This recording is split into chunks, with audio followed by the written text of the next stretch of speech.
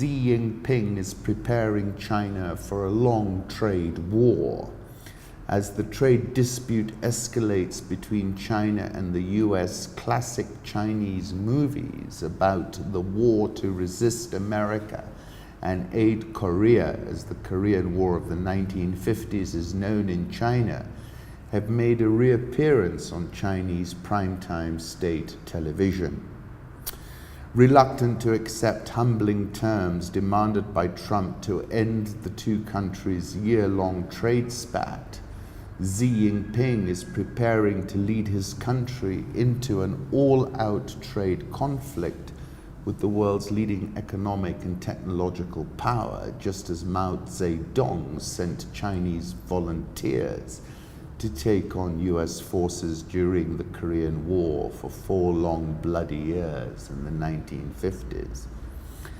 If the bulk of this agreement is about China doing this and China doing that, that's totally unpalatable to a domestic audience, said one person briefed on the talks in Beijing.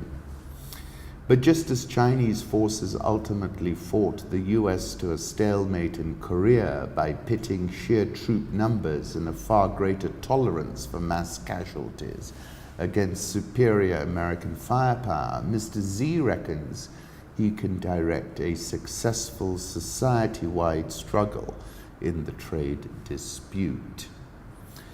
Then talking about the Shanghai Composite Index slumping almost 6% to 2,906 on the day after Mr. Trump's latest trade war escalation.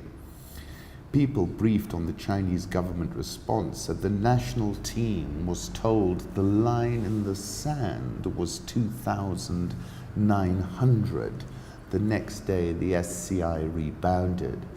Mr. Xi's second advantage is a long simmering sense of historical grievance against foreign powers who have previously bullied and humiliated China, conveniently stoked as it happens by the party's media mouthpieces who work in tandem and at the instruction of the party.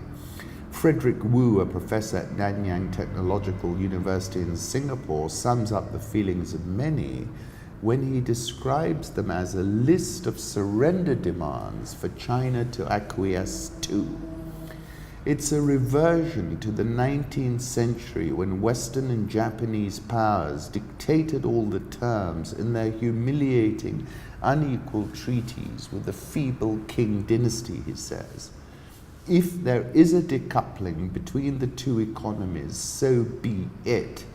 The Chinese people can endure more pain than the spoiled and hubristic Americans. That's a fair point.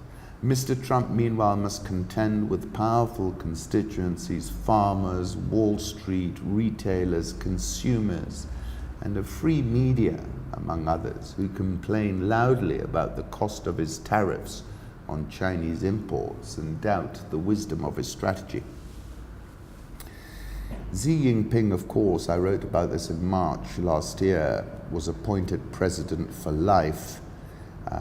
It was not very long ago I wrote then that the US was pronounced a hyperpower. Fast forward and you will note that Xi Jinping and his able wingman, Vladimir Putin, have chipped away at the foundations of the hyperpower.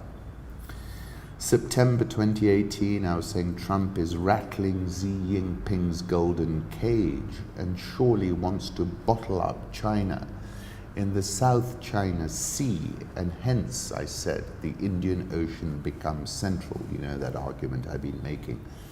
9th of July last year, tariff wars, who blinks first, a chicky run, both race stolen cars toward the edge of a cliff. The first to eject out of his car is branded a chickie. 15th of October last year, I was saying that by March 2018, in a Shakespeare-level moment of hubris, Xinhua pronounced this historical announcement.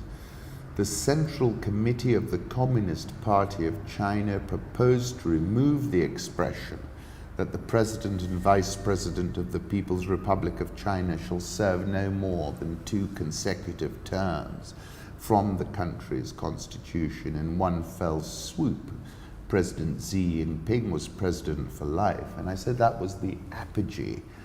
And if you stick yourself on a pedestal, everyone can point at you. So he owns this problem.